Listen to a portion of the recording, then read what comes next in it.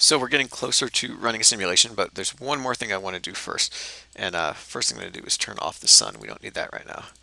Um, I'm going to talk about data guiding control points and illuminance maps. Those are two objects that we have not used yet. And those are things you place inside of a zone. And you want to physically place them in a spot inside the zone. So instead of hiding the roof, I'm going to use a section cut tool that I have not shown before. And this is a SketchUp tool. It snaps to whatever surface you're on. If I hold the shift key and then slide down this wall, it creates a section cut at that height. And then you can select this and slide it up and down just like you would any other object in SketchUp.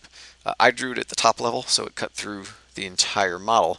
I could also have drawn it within a zone, and then it would just cut through that zone, but not the other zones. But I'm going to go in here. I can actually hide the section plane itself. It makes things easier to select, and I'm going to now that I'm in this zone, I'm going to hide the rest of the model just to make it a little easier.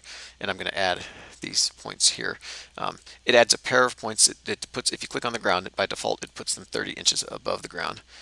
Whoops. Well, that's really strange. I have that surface selected. In addition to this, I just want these selected. If you see strange things happen, then pay attention, and you normally want to undo.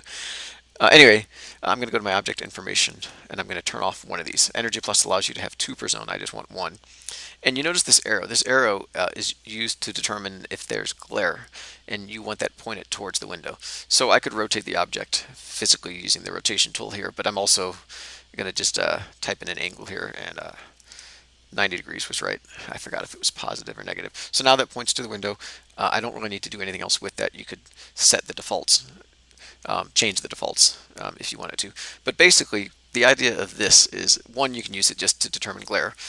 The other thing you can use it for is you can have the values that this is receiving for daylighting determine when lights are turned on and off. So it's a nice way to mimic the lighting controls you would have in the building, where daylighting controls when electric lights are turned on and off. So that's all there is to that.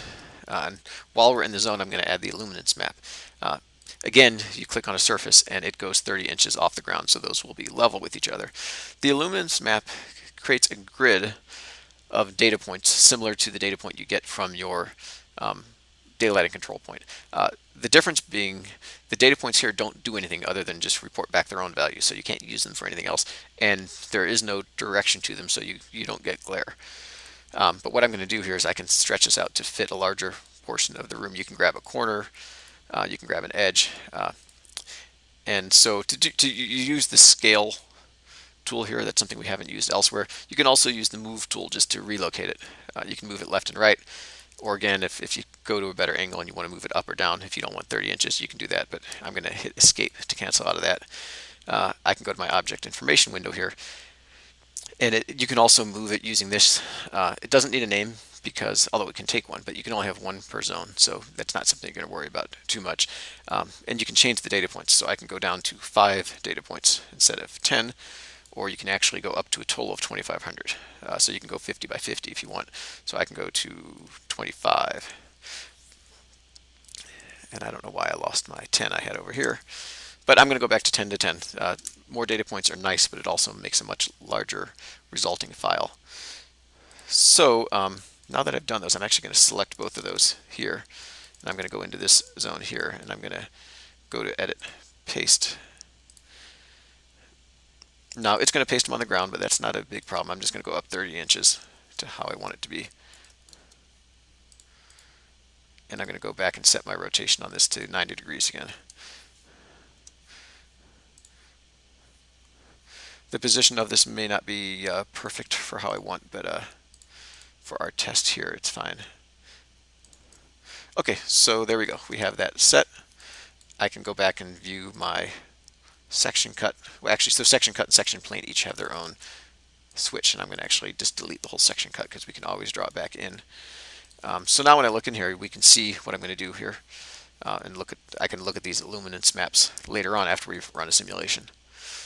Okay, so I'm going to save again because I like to save a lot.